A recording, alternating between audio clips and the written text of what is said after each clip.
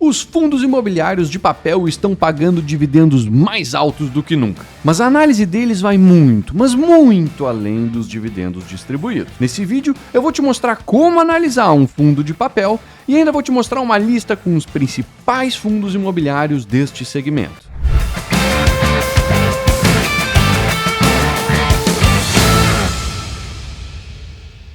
Olá, eu sou Marcelo Faia, analista CNPI e especialista em fundos imobiliários na LS. Esse aqui é o meu canal do YouTube, onde eu publico todas as semanas conteúdos relevantes sobre o mundo dos fundos imobiliários. Então já deixa teu like aqui, te inscreve no canal para ser avisado sempre que chegar um vídeo novo por aqui, beleza? Bom, então vamos lá. Antes de nos aprofundarmos aqui, eu preciso te explicar rapidinho o que são fundos de papel. Em poucas palavras, os fundos de papel são um tipo de fundo que investe em títulos de renda fixa atrelados à atividade imobiliária. De forma ainda mais simples, ele empresta dinheiro a juros para a atividade imobiliária. Entendido? Então vamos lá.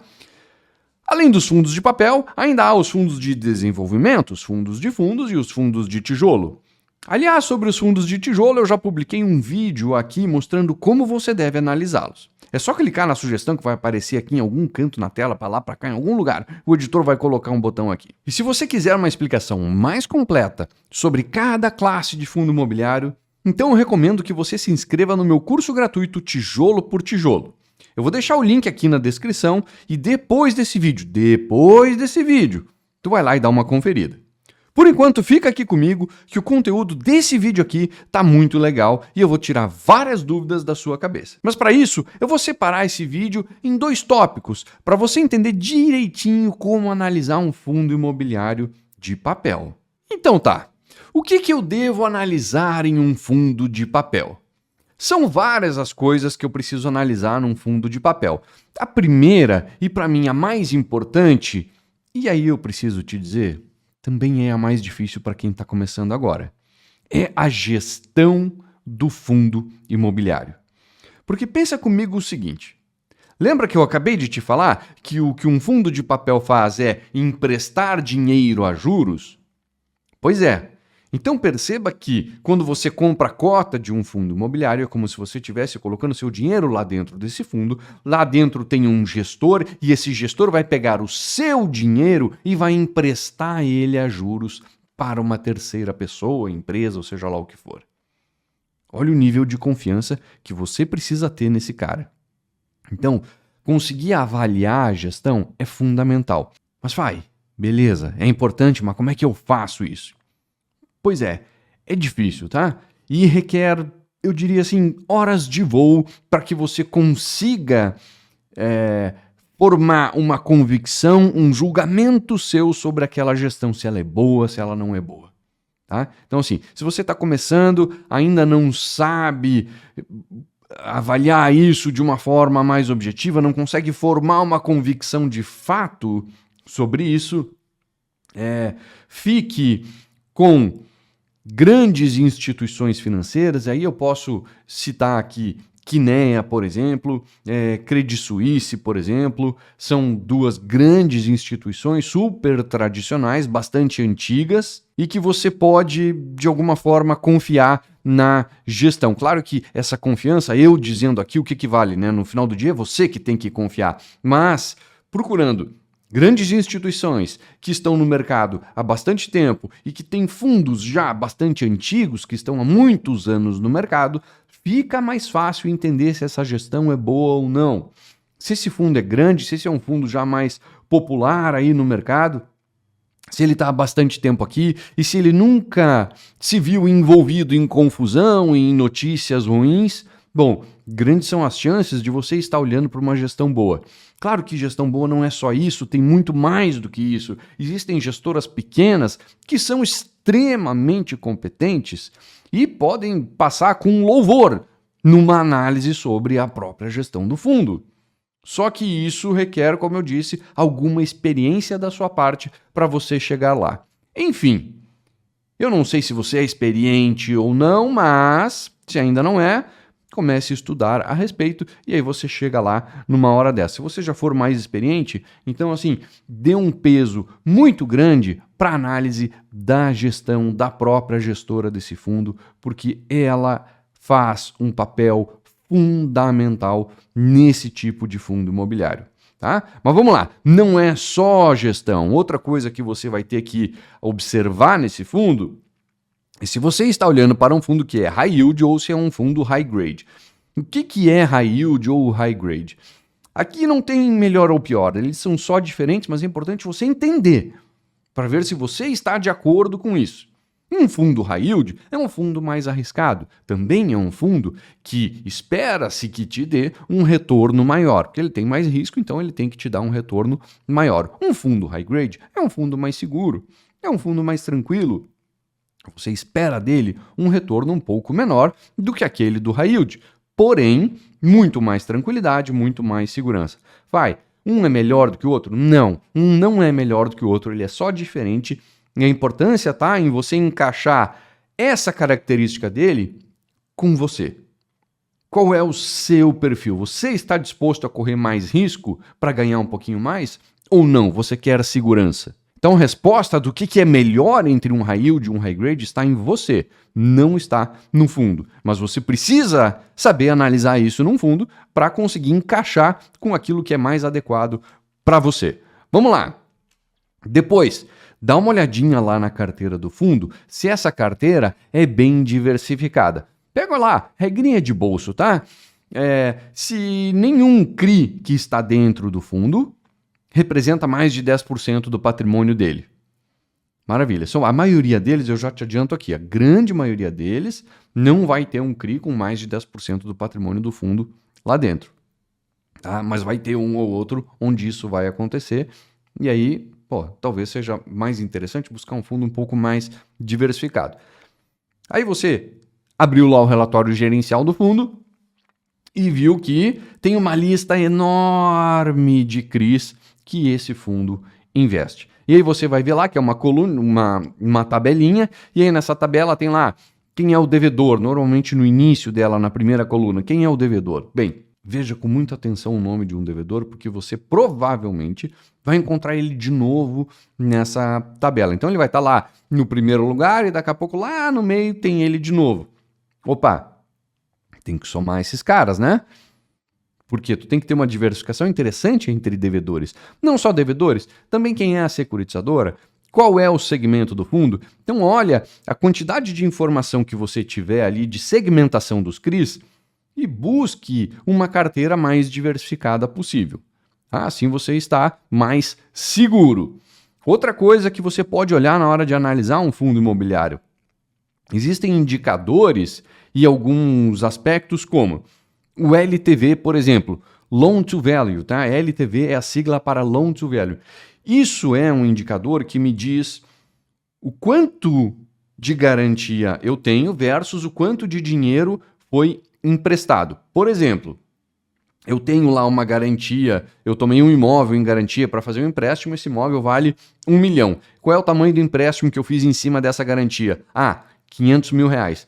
Beleza, qual é o meu LTV? Bom, o LTV me responde qual é a relação do empréstimo que eu fiz versus a garantia que eu tenho ou vice-versa, não importa. Um LTV de 50% significa que para o empréstimo que eu fiz representa 50% do valor da garantia. Quanto menor, melhor. Mais seguro você está porque a garantia tem mais folga, né? Ela cobre muito mais do que o que precisa num eventual caso de default, do cara não te pagar. E você consegue, o fundo, né? Consegue lá buscar aquela garantia, vender ela pelo preço que for, não importa, recupera o seu dinheiro, o que sobra, tu entrega lá pro cara, ele que se vire com troco. Tá? Então esse é o LTV. Depois, a gente tem o razão saldo devedor. O que é o razão saldo devedor? Bem, um CRI ele tem uma expectativa de receber lá dos devedores um valor X. Bom, qual é esse valor X? Esse valor X é 1,5 milhão de reais. Beleza. É 1,5 milhão de reais. E qual é a remuneração que esse CRI tem que pagar para os investidores? Ou seja, quanto que o CRI tem que pagar para quem comprou esse CRI, né? Para quem investiu nele. Então, de um lado, o CRI tem a receber, do outro lado, o CRI tem a pagar para o investidor. O quanto que ele tem a receber versus o quanto ele tem a pagar. O quão maior é o que ele tem a receber do quanto ele tem a pagar. Uma razão saldo devedor de 150%, por exemplo, significa que ele tem, sei lá, R$1,5 milhão a receber e R$1 milhão a pagar para os investidores. Nessa relação, quanto maior, melhor. Se ela começa a se aproximar de 100% ou eventualmente vai para baixo disso, acende uma luz vermelha, se não amarela, ou melhor, acende uma amarela, se não vermelha, né? Chegando pertinho do 100, acende uma luz amarela. Se baixar do 100, acende uma luz vermelha. Tem algo errado aí e o CRI, o fundo, a securitizadora, quem está envolvido aí nesse processo vai ter que fazer algo a respeito para equacionar essa história. Vamos lá! Última coisa que eu vou listar aqui, tem mais, né? Sempre tem mais. Essa análise de fundo de papel, ela é bastante complexa, ela envolve bastante coisa, então aqui eu estou tentando trazer alguns pontos que são bem importantes e que vão te dar uma grande ajuda, mas não vai resolver tudo. Subordinação dos CRIs. O que significa subordinação dos CRIs? Você vai lá ver no relatório gerencial e vai ver que tem CRI que é cota única, tem CRI que é cota sênior, tem CRI que é cota subordinada, tem CRI que é cota mezanino. Vai. O que são esses nomes? Calma aí. Esses nomes me dizem em que ordem que cada investidor do CRI vai receber o dinheiro. Tá? Como assim? O CRI recebe do devedor e ele tem que pagar para o investidor, certo? Qual dos investidores recebe primeiro? O cara que tem a cota sênior é o primeiro a receber. Ele vai lá, pega a parte dele. O que sobra, ele passa adiante. Quem é o próximo a pegar? É o cara que tem a cota mezanino. Ele pega o que é dele e o que sobra vai para a tal da cota subordinada. Tá? Então, assim, cota sênior recebe primeiro, cota mezanino depois, por fim vem a subordinada. E cota única, como é que é bom? Cota única não tem sênior, nem subordinada, nem mezanino, todo mundo recebe junto, todo mundo recebe igual, certo? Então, assim, um fundo imobiliário que tem um monte de cota subordinada, um monte de CRI subordinado, ele oferece naturalmente mais risco do que aquele que tem cotas sênior. O cara que tem cota única, o risco é intermediário, porque o risco está diluído entre todos. Mas o cara que tem cota sênior, por exemplo, é menos arriscado do que o cara que tem a tal da cota única, ou a subordinada, ou a mezanino. Então, entender isso é importante, ver quanto que o fundo tem do seu patrimônio em cada um desses tipos de cota. Isso é a tal da subordinação dos CRIs. Bem, eu trouxe aqui alguns indicadores e alguns aspectos que são bastante importantes. Se você domina esses, olha, você está na frente de mais de 99,9% dos investidores de fundos imobiliários.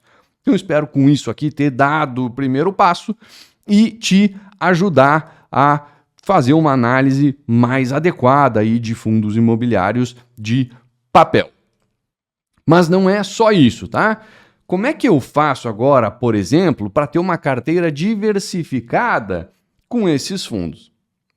Bem, diversificação, naturalmente que a gente está falando aqui de você não ter um fundo só, nem ter só dois, de você ter alguns fundos, né? E esses fundos é interessante que eles sejam diferentes entre si. Portanto, monte uma carteira com, sei lá, 3, 4, 5, 6, meia dúzia de fundo, um pouco mais ainda que seja, de gestoras diferentes, fundos que tenham características diferentes, que atuem em segmentos diferentes, fundos que sejam mais atrelados à inflação e outros fundos que, por sua vez, sejam mais atrelados ao CDI.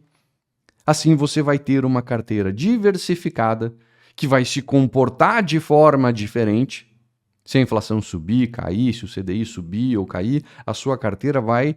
Vários desses ativos, cada um desses ativos aqui vai se comportar de uma forma diferente entre si, e aí o conjunto da obra, a sua carteira acaba sendo mais sólida, mais segura. Por quê? Porque se der problema para um desses fundos, ou não precisa nem dar problema, basta que o cenário não seja tão benéfico, ou seja, complicado para um tipo desse fundo. Bom, esse tipo de fundo, ele é, sei lá, 10, 15% da sua carteira. Não é 100% da sua carteira, certo? Então, diversifique em diferentes tipos, em diferentes índices de remuneração, diferentes gestoras, enfim, o que você conseguir colocar de mais diferente entre eles, melhor, porque o conjunto da obra fica mais seguro, certo? Então é assim que você monta uma carteira diversificada e segura com fundos de papel. Segue essas dicas aqui que você estará mais seguro. Entendido até aqui? Muito bem. Então vamos à tão esperada lista dos principais fundos imobiliários de papel. Para preparar essa lista, eu tive que fazer alguns filtros, né? Já que existem um monte desses fundos aí no mercado. Então eu peguei aqui os fundos com maior liquidez e que também fazem parte do IFIX, tá? Mas veja bem, são os fundos mais negociados, podemos dizer que são os mais populares. Isso não significa que sejam os melhores, ok? Por favor, não confunda popularidade com qualidade dos fundos. Vamos lá. Quem é que está na nossa lista aqui? Bom, lá no início a gente tem o Kinea Índice de Preços, que é o maior fundo imobiliário de papel que tem, maior em patrimônio. Depois a gente tem Hectare, Iridium, Kinea de novo, agora com um fundo diferente. Depois aparece o Capitânia Securities, o REC Recebíveis Imobiliários, o Maxi Renda MXRF11 é o fundo que mais tem cotistas na nossa bolsa hoje.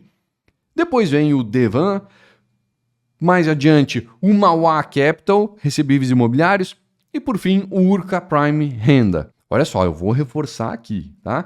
Essa lista, ela está selecionada com base em liquidez, não em qualidade. Portanto, isso não é uma recomendação de investimentos, muito pelo contrário. Eu só estou te trazendo aqui os mais líquidos, os mais, entre aspas, populares. Tem fundo aqui que eu acho bom, tem fundo aqui que eu acho ruim.